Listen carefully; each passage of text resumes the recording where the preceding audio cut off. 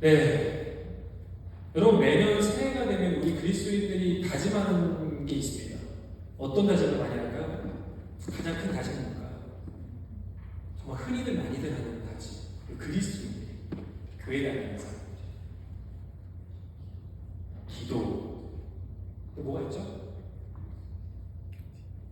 새해가 되면 내가 이거는 꼭 할 거다.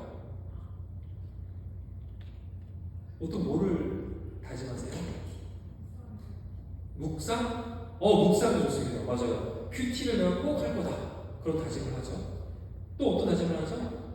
되게 비슷하지만 제가 원하는 대답은 뭐냐면 보통 내가 성경 1등을 하겠다. 내가 이번에는 성경 1등을 반드시 하겠다. 이런 다짐은 많이들 하는데 여기는 많이들 안 하는 것 같아요. 네. 제가 제 주변에는 그런 분들이 많았던 것 같습니다.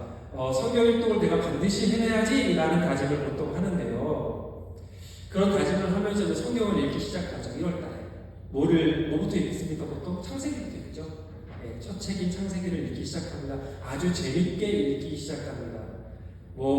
천지창조 이야기부터 노아 이야기, 그리고 아브라함의 이야기, 요셉의 이야기까지 너무나도 흥미진진한 이야기들이 많아요. 그렇게 즐겁게 창세기의 말씀을 끝내고 나면은 창세기를 끝낸 자신을 매우 자랑스럽게 생각합니다. 잘했다.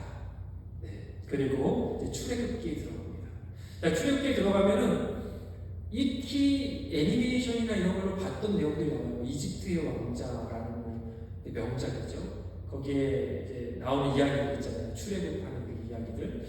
그 이야기들이 익히 알고 있다 보니까 굉장히 술술 넘어갑니다. 너무 재밌어. 스펙타클해.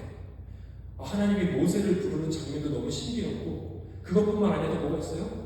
10가지의 제약. 이거 얼마나 스케일 크잖아요. 헐리우드 영화로 만들어줘도 어마어마했을 거예요.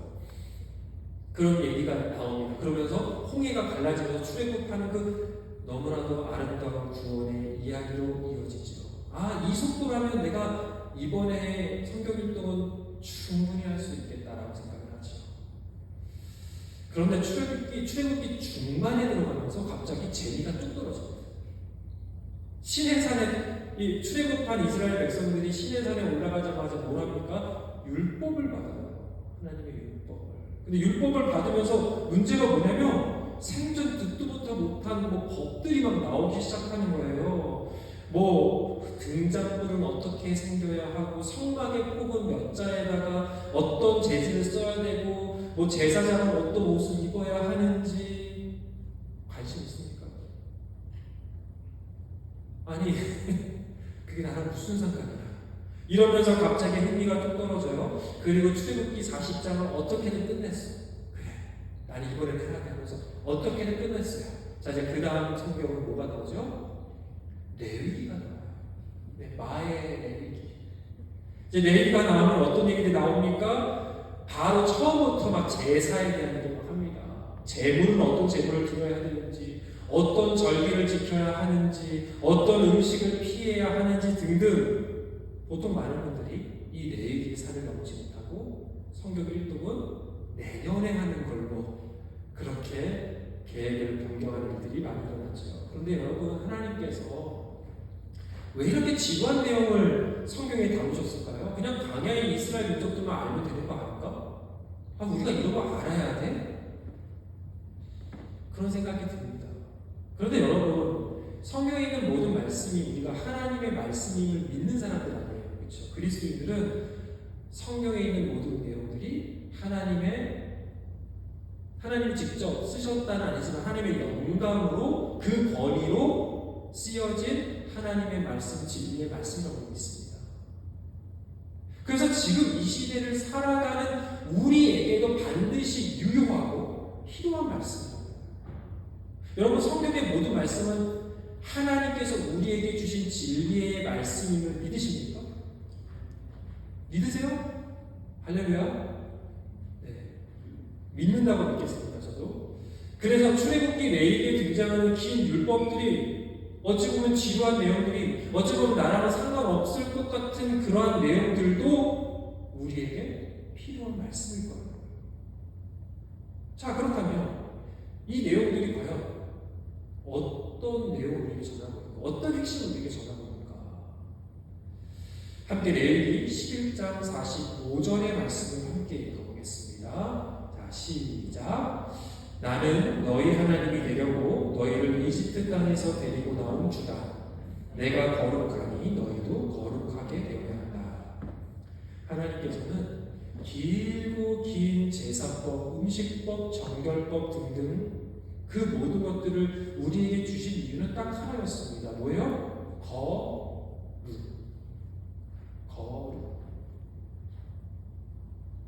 내가 거룩하니 너희도 거룩하라. 하나님이 내가 거룩하니까 너희도 거룩하라. 왜요? 너희는 하나님의 자녀니까. 하나님의 백성이니까. 너희는 나와 남이 아니니까. 너는 더 이상 이집트의 노예가 아니니까. 너는 더 이상 세상의 자녀가 아니니까. 너희는 누구니까? 하나님의 자녀니까. 너희도 나를 닮아서 거룩하라 라고 하나님이 말씀하시는 겁니다. 이에 대해서 베드로 사도는 우리에게 이렇게 말하고 있습니다. 함께 베드로전서 1장 15절의 말씀 듣겠습니다. 시작. 여러분을 불러주신 그 거룩하신 분을 따라 모든 행실을 거룩하게 하십시오. 여러분, 성경은 우리에게 거룩을 요구합니다. 단순히 율법을 뿐만 아니라 성경 전체가 계속 우리에게 거룩을 말하고 있습니다. 거룩하라. 거룩한 마음, 거룩한 생각, 거룩한 비전, 거룩한 말, 거룩한 행실. 그런데 여러분, 거룩함이 뭐예요? 거룩함이 뭡니까? 거룩함의 뜻이 뭡니까? 네, 다들 말하고 싶지만 너무 공간이 커서 말하면 너무 눈에 띄니까 안 하시는 거예요. 네, 거룩의 뜻은 구별이에요. 구별된다는 뜻입니다. 그럼 단순히 구별된다는 게 아니라 어떻게 구별되냐면요, 하나님께로 구별된다는 거예요. 하나님께로 구별된다. 세상 사람들하고 똑같이 생각하지 않고요, 하나님께서 기뻐하시고 바라시는 생각을 하는 거예요. 세상 사람들하고 똑같이 말하지 않고요, 하나님께서 원하시고 기뻐하시는 말을 하는 겁니다. 세상 사람들하고 똑같이 행동하지 않고 하나님께서 칭찬하시고 하나님께서 이거 맞아, 이거 해야 돼 라고 하는 그 행동을 하는 겁니다. 세상 사람들이 모두가 맞다라고 해도 하나님이 맞다고 하는 걸 하는 거예요. 이게 구별입니다. 이게 거룩입니다. 그럼 그 구별됨이 하나님의 자녀가 된 우리에게 당연한 요구 아닐까요? 우리 존재가 변화됐잖아요. 존재가 똑같다면 모르는데 존재가 바뀌었으면 그 존재에 따르는 뭐가 필요합니까? 행동, 의무, 책임이 있는 겁니다. 그리고 거룩의 가장 근본적인 구별은 뭐냐면 죄로부터의 구별입니다. 죄로부터의 구별. 하나님께로부터 구별, 죄로부터 구별. 죄를 사랑하지 않는 겁니다. 죄를 방관하지 않는 겁니다. 죄와 타협하지 않는 겁니다. 그게 거룩입니다. 사랑하는 여러분, 거룩한 하나님의 자녀들이 되시기를 축복합니다. 거룩한 하나님의 자녀가 돼서 정말 구별된 삶을 살아가는 저와 여러분 되기를 주님의 이름으로 축원합니다. 조금은 길지만 오늘 본문을 다시 한번 읽어보겠습니다. 자, 조금 길 수 있지만 우리가 한 목소리로 이 하나님의 말씀이에요. 진리의 말씀인 거예요. 그 생각으로 한번 쭉 읽어보겠습니다. 시작. 또 나를 믿는 이 작은 사람들 가운데서 하나라도 죄짓게 하는 사람은 차라리 그 목에 큰 맷돌을 달고 바다에 빠지는 편이 낫다. 내 손이 너를 죄짓게 하거든 그것을 찍어버려라. 내가 두 손을 가지고 지옥에 곧 그 꺼지지 않는 불 속에 들어가는 것보다 차라리 한 손을 잃은 채로 생명에 들어가는 것이 낫다. 내 발이 너를 죄짓게 하거든 그것을 찍어버려라. 내가 두 발을 가지고 지옥에 들어가는 것보다 차라리 한 발을 잃었으나 생명에 들어가는 것이 낫다. 또 내 눈이 너를 죄짓게 하거든 그것을 떼어버려라. 내가 두 눈을 가지고 지옥에 들어가는 것보다 차라리 한 눈으로 하나님의 나라에 들어가는 것이 낫다. 지옥에서는 그들을 파먹는 구더기들도 죽지 않고 불도 꺼지지 않는다. 모든 사람이 다 소금에 절이듯 불에 절여질 것이다. 소금은 좋은 것이다.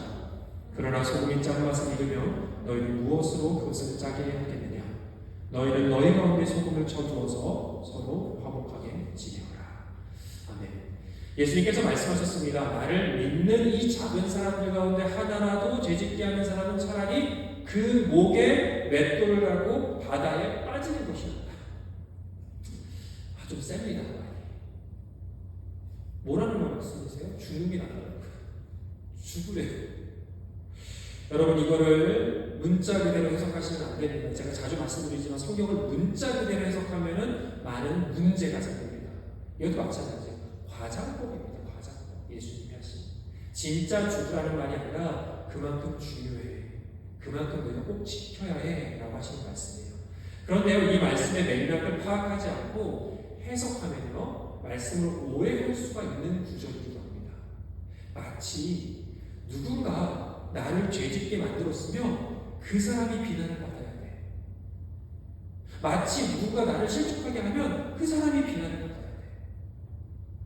누군가를 탓하고 변명하는 구절로 오해할 수도 있다는 겁니다. 내가 누구 때문에 죄 지은 거야?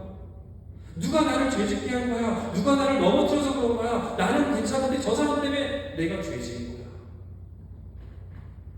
사실 그렇게 해석하시는 분들도 있습니다. 이 구절을. 여러분, 사람들은 대개 본능적으로요, 어떠냐면요, 자신보다 남을 탓하는 것을 더 선호하는 경향이 있습니다. 내가 이렇게 된 것은 저 사람 탓이야. 부부들 많이 얘기하잖아요. 내가 이렇게 된 것은 때문이야 라고 하잖아요. 저희 집이 그렇진 않습니다. 여러분. 아니, TV로 보면 그런 일들이 있더라고요. 무언가 문제가 일어나면 그 문제의 원인을 나로부터 찾는 것이 아니라 다른 사람에게서 찾으려는 경향이 계속 있다는 거예요. 사람은. 그렇게 생각할 수 있습니다. 생각할 수 있습니다. 그러나 그것은 건강하고 바른 태도는 아니다라고 성경은 말합니다. 여러분, 우리에게 주신 하나님의 말씀은요, 근본적으로 타인이 아니라 나 자신을 향하는 말씀이라고 우리가 이미 큐티에 관련해서 설교할 때 배웠습니다. 말씀의 적용은 나에게 해야 된다.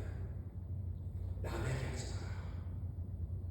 말씀을 읽으면서 이거 우리 남편이 꼭 봐야 되거든. 이거 보면서 내 친구 이거 진짜 이게 보고 정신 차려야 되는데, 이게 아니라 내 눈에, 남의 눈에 특별히 아니라 내 눈에 뭐라고 하죠? 들보 기둥을 보면서. 여러분 들어봤죠? 남의 눈에 티끌 가지고 뭐라고 하지 말고 내 눈에 뭐가 있다고요? 들보 기둥이 있는 거예요.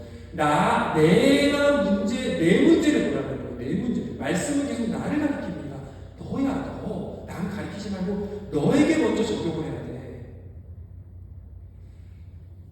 디모데후서 3장 16절에 왜 하나님께서 성경을 주셨는지 우리에게 그 목적을 설명하고 있거든요. 읽지 않겠습니다. 여러분 다 아는 내용이라고 생각하고요.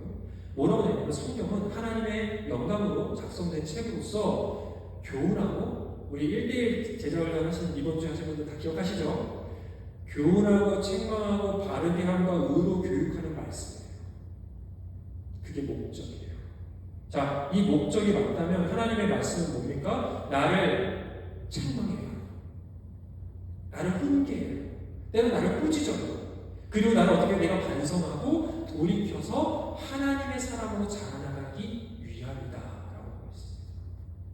그렇게 하려면 어떻게 해야 됩니까? 말씀을 가지고 나에게 적용해야죠. 다른 사람이 아니라 나에게 먼저 적용해야 됩니다. 오늘 본문 말씀도 마찬가지예요. 죄짓게 하는 사람이 다른 누군가가 아니라 죄짓게 하는 사람이 바로 나일 수 있다는 겁니다. 나가 아니라 나 때문에 누군가가 죄를 지을 수 있다라고 이 본문을 읽어야 되는 겁니다. 왜냐하면 이 본문의 중심 핵심은 제자도이기 때문이에요. 그리스도의 제자는 어떻게 살아야 하는가? 거룩의 되새겨야 하는 겁니다. 자, 그뿐만 아니라 오늘 말씀이 주는 또 다른 의미는요, 내가 짓는 죄가 나에게서 끝나는 것이 아니라 그 안 좋은 영향력이 다른 이에게 끼칠 수 있다. 죄짓게 하지 말라고 하잖아요. 죄짓게 하지 말라. 누군가에게 매우 안 좋은 영향을 줄 수 있다는 사실을 기억하라는 겁니다. 자, 출애굽기 34장 7절에 하나님은 이런 말씀하셨어요. 한번 읽어볼게요. 자, 시작. 수천 대에 이르기까지 한결같은 사랑을 베풀며 악과 허물과 죄를 용서하는 하나님이다. 그러나 나는 죄를 벌하지 않은 채 그냥 넘기지는 아니한다. 아버지가 죄를 지으면 본인에게뿐만 아니라 3, 4대 자손에게까지 벌을 내린다. 이 말씀은 제가 하고 싶은 얘기가 너무 많습니다. 1대1 제자훈련에서 제가 이 얘기 다뤄요. 이 말씀을 다뤄요. 여러분 오해하지 마세요. 간단히 말씀드리면 아버지가 죄 졌으니까 그 아들이 죄의 책임을 져라가 아닙니다. 이 얘기 아닙니다. 연좌제 아닙니다. 하나님은 연좌제를 반대합니다. 돌아와서 하나님께서 축복과 직원의 말씀을 주셨습니다. 하나님의 말씀대로 살아가는 사람들에게 수천 대에 이르기까지 축복하시겠다. 은혜와 사랑을 베푸시겠다고 약속하셨습니다. 여러분 이게 핵심이에요. 또 다른 핵심은 뭐냐면 죄를 지은 자는 본인뿐만 아니라 3, 4대까지 벌을 내린다라고 하셨는데 그건 책임에 대한 얘기가 아니라 죄의 영향력에 대한 말입니다.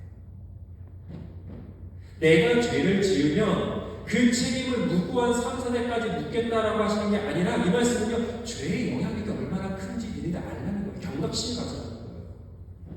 죄를 지은 이를 통해서 그 죄의 영향력이 다른 이에게 흘러갈 수 있다는 겁니다.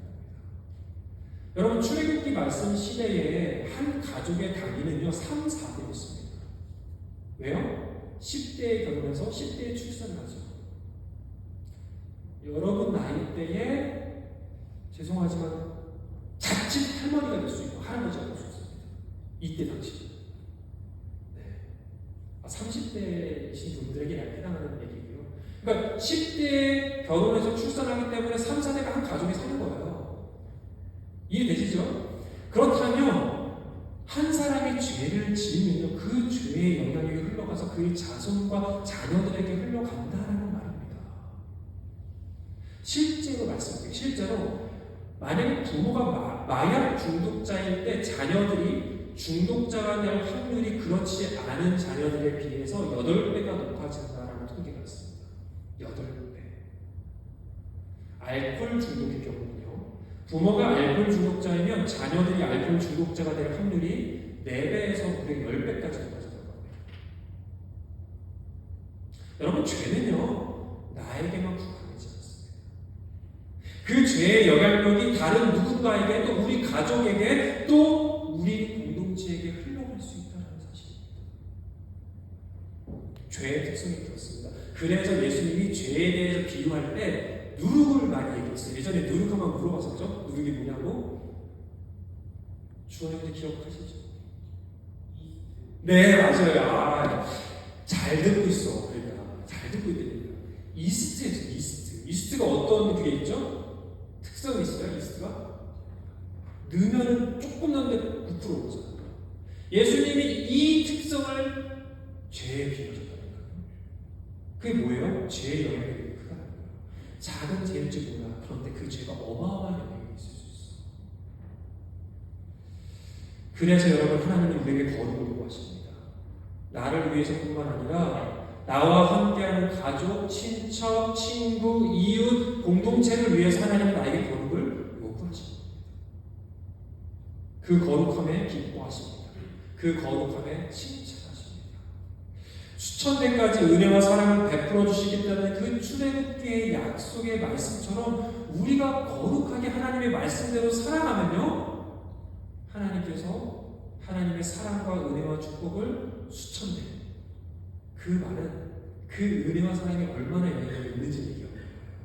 내 가족, 내 친척, 내 공동체, 내 친구에게 그 은혜와 사랑이 흘러갈 거라는 말입니다.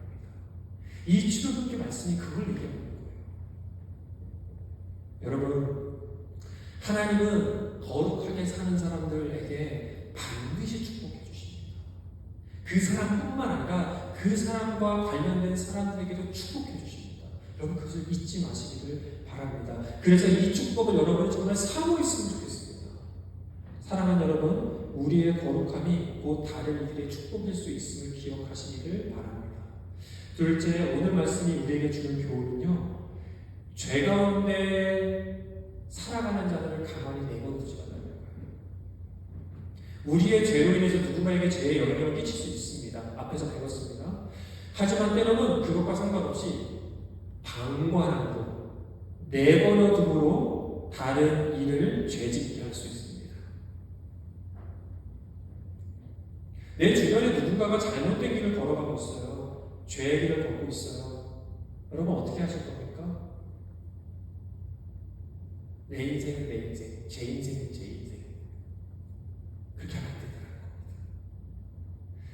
하나님을 믿는 사람들은 그를 반드시 돌이켜 진리와 생명의 길을 걸을 수 있도록 도와주는 것이 그리스도인의 참된 자세이고, 그것이 또 뭐라고요? 우리의 구별됨입니다. 우리의 구별. 여러분, 제가 예전에 예전 교회에서 순장들을 교육할 때 꼭 매번 순장 교육 때마다 드리는 말씀이 있어요. 어떤 말씀을 드리냐면, 여러분의 목표는 순원들에게 좋은 순장이 되는 것이 아닙니다라고 해요. 그럼 다들 갸우뚱합니다. 아니, 좋은 순장이 돼야지 왜 좋은 순장이 아니어야 되는 거지? 좋은 순장이 되지 말라는 게 아니라 그것이 여러분의 목표가 아니라는 거 말씀드려요. 좋은 순장 되면 좋겠죠. 그런데 순장의 가장 주된 역할은 뭐냐면 순원이 원하는 순장이 되는 것이 아니라 하나님께서 원하는 순장이 되어야 한다는 말입니다. 이 말은 순원들이 듣고 싶어하는 말, 원하는 말을 하는 사람이 아니라 하나님께서 순장을 통해서 하시고자 원하는 말을 순원들에게 해야 된다는 거예요. 여러분, 이 차이는 굉장히 큽니다. 가끔 순장들이, 제가 되게 많이 경험했어요. 순장들이 반드시 해야 될 말을 순원들이 불편할까봐 안 하는 경우가 굉장히 많습니다. 순원들이 좋아하지 않을 것 같아서 안 하는 이야기들이 굉장히 많았습니다. 때로는 순원들에게 여러분 잘못된 것을 가르쳐줘야죠. 그렇잖아요. 순장으로서 때로는 뻔하고 진부한 말이지만 꼭 필요한 말들을 해야 할 때가 있습니다. 또 때로는 강하게 권면하고 도전해야 할 때도 있습니다. 큐티해야 한다고 말씀을 읽어야 한다고, 또 어떻게 합니까? 예배 시간에 늦지 말고 일찍 와야 된다고 말해야 되고, 세상 사람들과 전혀 다르지 않는 삶을 사람들에게 어떻게 해야 돼? 깔끔하게 그렇게 살면 안 된다. 우리 구별되게 살아야 된다. 우리 거룩하게 살아야 된다. 도전해야 됩니다. 요즘은 개인주의예요. 우리가 개인주의가 너무나 그냥 만연되어 있고 그냥 일상화되어 있습니다. 그러다 보니까 남의 인생 건드리는 거가 뭐예요? 오지랖. 오지랖이라고 부릅니다. 근데 그 공동체는 그렇지 않습니다. 하나님의 공동체는 오지랖에 있어야 됩니다. 다른 누군가가 잘못된 길을 가고 있다면 어떻게 해야 돼요? 바른 길을 갈 수 있도록 도와줘야 돼요. 격려해야 돼요. 응원해야 돼요. 다른 누군가가 힘들어하면 어떻게 합니까? 손을 잡아줘야 돼요. 일으켜 세워줘야 됩니다.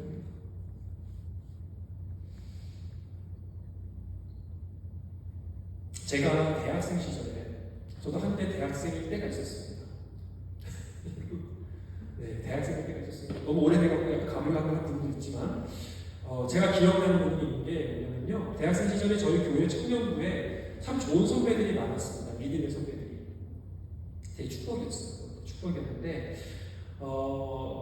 근데 제가 이제 어린 시절이다 보니까 저에게 좋은 말만 하고 칭찬해주는 그런 선배들만 좋은 거예요. 그런 선배들만 만나고 싶은 겁니다. 그런 선배들의 이야기만 귀에 들어오는 거예요. 그리고 저한테 쓴소리하는 선배, 좀 다그치는 선배는 별로 안 만나고 싶어요. 피하고 싶어요.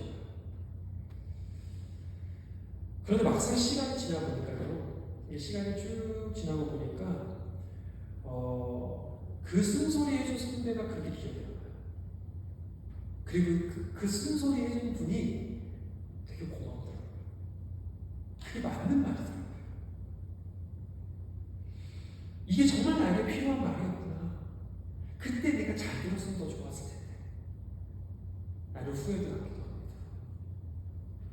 그 쓴소리를 해준 선배가 지나고 보니까 사실 좋은 선배였더라 라는 겁니다. 여러분 마찬가지로요. 그저 순원들에게 좋은 순장만 되고 싶다면 좋은 말만 하고 순원들의 비유를 바치다가 그 사역은 끝날 겁니다. 그러지 말라는 겁니다. 여러분, 우리 모두 그리스도인의 역할도 마찬가지입니다. 우리 주변에 있는 지체들 있잖아요. 꼭 순장이 아니어도 우리 주변에 있는 팀원도 있을 수 있고 우리 지체들 속으로 조언이 있을 수 있는 거고, 여러분, 우리가 그 사람들이 의의 길을 걸을 수 있도록, 진리의 길을 걷고 생명의 길을 걸을 수 있도록 우리가 관심을 가지고 도와줘야 됩니다. 때로는 조언해줘야 되고 때로는 권면하고 도전해야 합니다. 그들을 올바른 길로, 복된 길로, 진리의 길로 인도해 주는 것, 혹여 그 사람이 그 이야기를 듣고 싶어 하지 않더라도 그것을 이야기해주고 그것을 권면해주는 것이 우리의 역할입니다. 그것이 우리의 구별된 거룩함이라고 믿습니다. 물론 너는 죄인이야, 너는 구제불능이야 라고 정죄하라는 게 아닙니다. 사랑과 존중의 마음으로, 그 사람을 생각하는 마음으로 그렇게 권면해야 합니다. 여러분, 야고보 사도는 우리에게 이렇게 권면하고 있습니다. 야고보서 5장 19절에서 20절 말씀 이렇게 함께 읽겠습니다. 나의 형제자매 여러분 가운데서 진리를 떠나 그릇된 길을 가는 사람이 있을 때에 누구든지 그를 돌아서게 하는 사람은 이 사실을 알아두십시오. 죄인을 그릇된 길에서 돌아서게 하는 사람은 그 죄인의 영혼을 죽음에서 구할 것이고 또 많은 죄를 덮어줄 것입니다. 여러분, 우리에게 요구되는 거룩함은요, 바로 이러한 구별됨입니다. 교회의 거룩함 또한 서로가 의의 길로 갈 수 있도록, 믿음의 길을 갈 수 있도록 함께 격려하고 도전하고 또 도와주면서 그렇게 손을 잡고 길을 걸어가는 겁니다.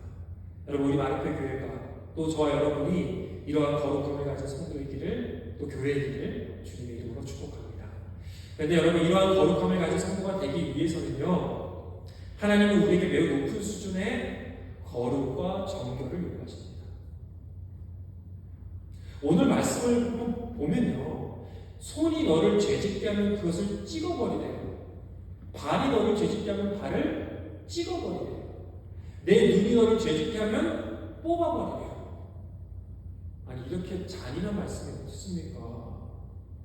그런데 여러분, 이 말씀은 진짜 잘라버려, 진짜 뽑아버려가 아니라 그만큼 철저하게 죄로부터 멀리하라라는 말씀입니다. 우리는 쉽게 세상과 타협을 하면서 살아갑니다. 세상 속에서 가르치는 그 내용들을 가지고 그냥 거기 수준에 맞춰서 우리는 살아가려고 합니다. 어느 정도 타협을 하면서 좋은 게 좋은 거야 할 때가 있습니다. 적당하게 도덕적이고 적당하게 깨끗해야 잘 살 수 있습니다. 그렇게 가르칩니다. 그래야 손해보지 않을 수 있다고 말합니다. 여러분, 근데 그런 세상에 물든 그리스도인들도 더욱 거룩의 수준을 낮추고 정직과 정결의 수준을 낮춰서 죄와 타협하며 살아가는 사람들이 점점 많아지고 있습니다. 구별되지 않는 거죠. 구별되지 않습니다. 직장에서, 세상에서, 학교에서, 가정에서 구별되지 않습니다. 그런데 여러분, 다른 사람은 몰라도요, 그리스도인들이라면 반드시 우리는 타협할 수 없어요. 제가 왜일까요? 우리가 기억해야 될 게 있습니다. 바로 심판입니다. 무거운 주제이지만 바로 심판입니다. 오늘 본문에서 손이든 발이든 눈이든 죄짓게 하거든 잘라버리라 라고 말씀하시면서 예수님께서 뭐라고 하셨어요? 지옥에 들어가는 것보다 훨씬 낫다. 그리고 이어서 예수님이 하신 말씀이에요. 함께 오늘 본문 48절에서 49절의 말씀 다시 한번 읽어보겠습니다. 시작. 지옥에서는 그들을 파먹는 구더기들도 죽지 않고 불도 꺼지지 않는다. 모든 사람이 다 소금에 절듯 불에 절여질 것이다. 무섭습니다. 여러분, 우리가 앞에서 처음에 얘기했죠. 모든 말씀은 하나님의 진리의 말씀이고 나를 향하는 말씀이라고 분명히 제가 말씀드렸습니다. 여러분, 심판을 기억하라는 겁니다. 여러분, 심판을 기억해야 됩니다. 심판의 엄중함을 두려워해야 합니다. 심판이 있다는 사실을 그리스도인들은 잊고 살아야 됩니다. 성경을 진리라고 믿는 그리스도인들은 그 공의의 심판을 두려워할 줄 알면서 어떻게 살아야 돼요? 죄와 타협하지 않고 삽니다. 정직하게 삽니다. 정결하게 삽니다. 세상 사람들과 똑같이 말하지 않고 삽니다. 똑같이 생각하지 않고 삽니다. 그럼 어떻게 생각해요? 하나님께로 구별된, 하나님이 기뻐하시고 원하시는 말씀대로 생각하고 말하고 행동하는 겁니다. 여러분, 우리에게 심판이 언제 올지 모릅니다. 우리는 당연히 내일이 올 거라고 생각하고 오늘을 살아갑니다. 그런데 그 당연한 내일이 오지 않을 수도 있는 게 우리의 현실입니다. 내가 오늘 출근할 때 문을 열고 나가지만 퇴근하고 이 문을 열고 들어오지 않을 수도 있습니다. 여러분, 우리의 인생을 너무 장담하지 마십시오. 누구도 장담할 수 없습니다. 예수님의 심판을 비웃는 삶을 사는 것 가장 큰 죄입니다. 그리스도인으로서. 주님은 분명 우리에게 말씀하셨습니다. 너희는 소금이다. 너희는 빛이다. 그래서 부패하고 썩어서 냄새가 진동하는 세상에 높은 수준의 정결과 거룩의 삶을 살아감으로 구별되고, 또한 심판을 두려워하는 소금이 돼서 세상을 썩지 않다는 구별됨으로 말미암아 칠흑같이 어두운 세상을 밝히 비치는 그러한 구별됨과 거룩함으로 살아가는 것. 사랑하는 여러분, 그것이 우리의 거룩입니다. 짜야 소금입니다. 어두움을 몰아내야 빛입니다. 그리고 우리는 그렇게 부르심을 받은 구별된 하나님의 자녀입니다. 짜지 않은데 어떻게 소금이며 어둠을 몰아내지 못하는데 어떻게 빛입니까? 우리의 부르심대로 살아가기를 원합니다. 빛으로 살아가기를 원합니다. 소금으로 살아가기를 원합니다. 사랑하는 여러분, 이 진리의 말씀을 항상 마음에 새기면서 세상에 나가서 하나님의 말씀대로 살아가고 하나님의 뜻대로 살아가고 하나님이 기뻐하시는 생각과 말을 하면서 살아가고 세상과 타협하지 않고 죄와 타협하지 않고 높은 수준의 정결과 거룩을 가지고 살아가는 저와 여러분 모두가 되기를 주님의 이름으로 축원합니다. 그렇게 살아갈 때 우리가 걸어가는 모든 세상들이 아름답게 변화될 것이고 그곳에 하나님의 나라가 임할 것입니다. 여러분, 혼자 가지 않습니다. 우리가 함께 갑니다. 교회가 함께 갑니다. 성도가 함께 갑니다. 여러분, 손을 잡고 함께 권면하고 도전하며 같이 그 삶을 살아가기를 소망합니다. 함께 일어나서 찬양하도록 하겠습니다.